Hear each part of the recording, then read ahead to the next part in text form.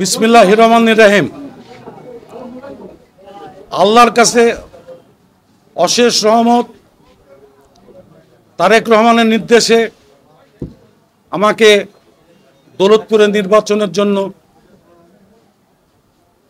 আমার নাম ঘোষণা করা হয়েছে। আজকে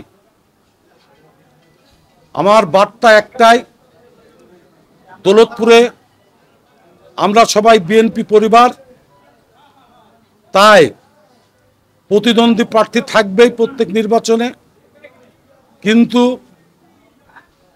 দল যাকে ক্যান্ডিডেট দেবে সেটাই ফাইনাল।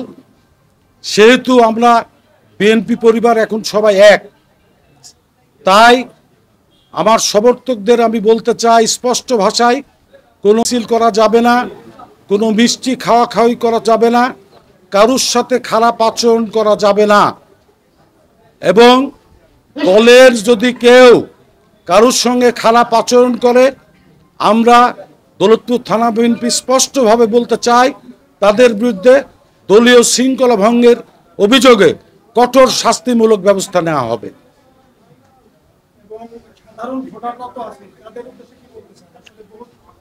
দৌলতপুরের জনগণ বিএনপি যতবার নির্বাচন করেছে বিপুল ভোটে প্রত্যেক নির্বাচনে